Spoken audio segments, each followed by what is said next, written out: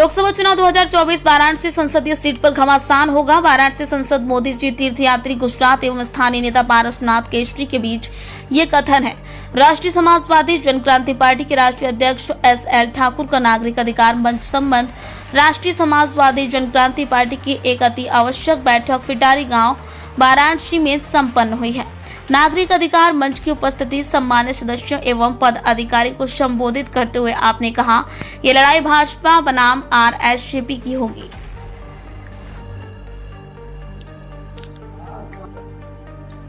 मैं SL ठाकुर, राष्ट्रीय Samajwadi Jankranti party का अध्यक्ष।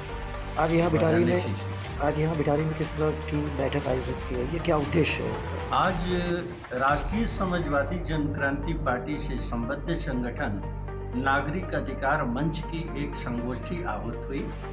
इस संगोष्ठी का उद्देश्य है होने वाले 2024 के संसदीय चुनाव में हमारी भूमिका क्या होगी, उस पर हम गंभीर चिंतन के लिए सभी लोग। आज राष्ट्रीय समाजवादी जनक्रांति पार्टी के मुद्दे को लेकर के नागरिक अधिकार मंच ने बहुत ही प्रबलता से चिंतन किया और चुनावी बांड को लेकर के उठ रहे प्रश्न को लेकर के नागरिक अधिकार मंच के माध्यम से बहुत ही काफ़ी प्रबल चर्चा रही और राष्ट्रीय समाजवादी जनक्रांति पार्टी वाराणसी संसदीय क्षेत्र के प्रत्याशी के साथ देश की जनता के बीच यह संदेश देने का कार्य करेगी कि चुनावी बांड के रूप में 16,000 करोड़ रुपए जो प्राप्त किए गए हैं वो देने वाले पैसे कौन हैं और पैसा लेने वाला कौन है, इसका तो खुलासा हो गया, लेकिन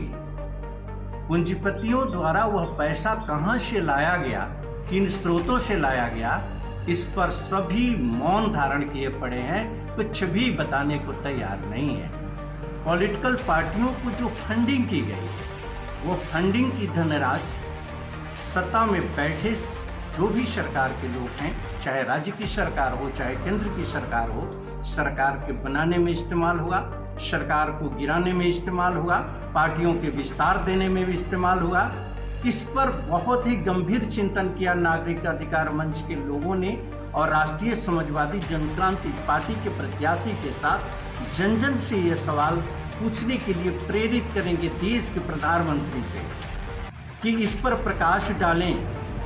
देश के प्रधानमंत्री जिनको कि अब मैं कहूँ तो आज कार्यवाहक प्रधानमंत्री के रूप में है, वाराणसी के सांसद महोदय से ये बड़ी ही प्रबलता से सवाल पूछेगी राष्ट्रीय समाजवादी जनक्रांति पार्टी कि आप कहते हैं कि पारदर्शी कर दिया गया है चंदा देने वाले का नाम और चंदा लेने वाले का नाम। अगर पारदर्शी करने की हिम्मत है तो ये बता दें कि पूंजीपतियों द्वारा किस स्रोत से वो पैसे को अर्न किया गया और पॉलिटिकल पार्टियों द्वारा प्राप्त धनराशि को कहाँ खर्च किया गया, तब हम मान लेंगे कि आप पारदर्शी विचारधारा के।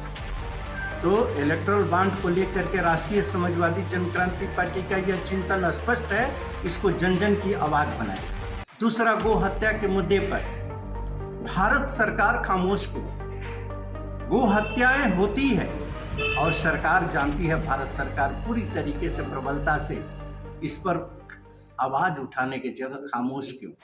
राष्ट्रीय समाजवादी जनक्रांति पार्टी गो हत्या के विरोध में आवाज उठाएगी, प्रबलता से उठाएगी और इसे रोकने का प्रयास करेगी, जन जन के मुद्दों को संजन को साथ जोड़ करके। राष्ट्रीय समाजवादी जनक्रांति पार्टी गो हत्या के विरोध में। तीसरा इशू पर मैं चर्चा करने से पहले आप सभी मीडिया बंधुओं का ध्यान आकर्षित करना चाहता हूं वाराणसी संसदीय सीट को लेकर के कि आज देश का प्रधानमंत्री और सांसद हमारा वाराणसी का, विधायक वाराणसी का, मेयर वाराणसी का, सभासदों की अत्यधिक संख्या भाजपा का।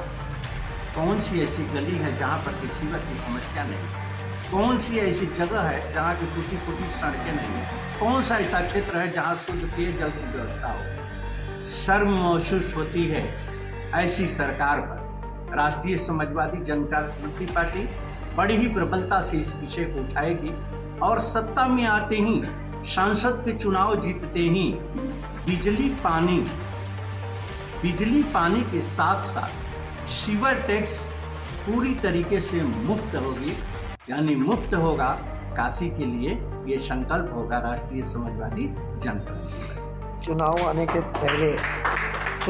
के पहले पार्टियां बहुत बड़े वादे करती हैं। चुनाव जीतने के बाद सारे वादे फेल हो जाते हैं। प्राथमिकता क्या होगी आपकी अगर इस बार आप चुनाव जीतते हैं? सबसे पहली प्राथमिकता जनता के लिए क्या होगी? राष्ट्रीय समाजवादी जनक्रांति पार्टी तथाकथित पार्टियों का कभी भी कंपैरिजन नहीं करती। राष्ट्रीय समाजवादी जनक्रांति पार्टी का मानना है कि नैतिक रूप से पतित राजनेताओं द्वारा संचालित तमाम राजनीतिक दल है, उनसे हमारे विचारधाराओं से कुछ लेना देना नहीं है। हम सत्य के रास्ते पर चलते हैं, असत्य का विरोध करते हैं, भ्रष्टाचार का विरोध करते हैं और भ्रष्टाचारियों का विरोध करते हैं। नैतिक पतन के रूप में स्थापित राजनेताओं की नीतियों का हम विरोध करते हैं। तो मेरी बातों की सत्यता पर कोई प्रश्न करना मीडिया बंधुओं के लिए उचित नहीं है। हम जो कहेंगे, जो पार्टी कहेगी, जो प्रत्याशी कहेगा वही करेगा, इसमें कहीं से कोई संशय पालने की जरूरत नहीं है। चुनाव को लेकर जनता को क्या कहना चाहेंगे? चुनाव को लेकर के स्पष्ट अपील जनता से है कि राष्ट्रीय समाजवादी जनक्रांति पार्टी सत्य के साथ और असत्य के विरोध में, भ्रष्टाचार के विरोध में और भ्रष्टाचार मुक्त भारत के संकल्प के साथ है, और नागरिकों की तमाम समस्या, मूलभूत समस्याओं को लेकर के जनता के बीच में है। हम सभी का सहयोग आप करें, हम देंगे बेहतर सरकार, ये जनता से हमारा वादा रहेगा। धन्यवाद। अपना परिचय बता दें। मैं पारसनाथ केसरी, वाराणसी संसदीय सीट सांसद प्रत्याशी, यहाँ से बनारस। आज ये नागरिक अधिकार मंच का कार्यक्रम यहाँ भिटारी में आयोजित किया, क्या उद्देश्य लेकर कार्यक्रम? नागरिक अधिकार मंच के द्वारा हम लोग यहाँ पे लोगों को ये बताने की प्रयास कर रहे, कोशिश कर रहे हैं कि समाज में उनके अधिकार क्या है, संविधान के क्या अधिकार है, कानून क्या अधिकार है, उनके क्या अधिकार है, वो कैसे रखें, क्या करें, लोगों को समझाए बताए। लेकिन सभी लोग ये जानते हैं कि वो जाने की अधिकार है, क्योंकि 5% लोग जानते हैं, 95% लोग नहीं जानते कि नागरिक के अधिकार है क्या। इस पे हम लोगों की यहाँ चर्चा हो रही थी, और साथ में हम लोगों का देश के प्रति चर्चा हो रही थी। हमारे यहाँ पूरे देश में इस समय संसद का चुनाव है, जो लोकतंत्र का सबसे बड़ा पर्व है, जिससे हमारे देश का कानून के नियम पास होते हैं, जिससे कि हमारे नागरिक और देश का संचालन होता है। उसी सिलसिले में यहाँ पे बातचीत हो रही है, और हम लोग इस पर भी चर्चा कर रहे थे। अभी हमारे देश में जो है इलेक्टोरल बॉन्ड जो बहुत बड़ा घोटाला है, 16,000 करोड़ का घोटाला है। इससे जो दवा कंपनियां, जो तमाम ठेकेदार कंपनियां जो चल रही थी, उनके द्वारा जो दिया गया सरकार को पैसा, ये उसको जायज़ ठहरा रहे हैं, जबकि वो जायज़ कहीं से भी नहीं है। हमारी सरकार इसको कहती है जायज़ नहीं है। ये बहुत बड़ा, विश्व का सबसे बड़ा घोटाला है। इस घोटाले का किस तरीके से खुलासा करेंगे? इस घोटाले का हम लोग जो है खुलासा ये करेंगे, पब्लिक में करेंगे।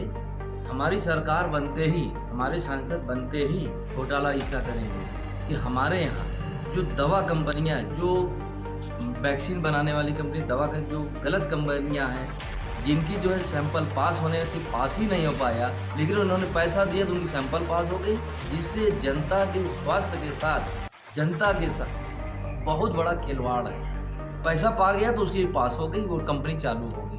ये है।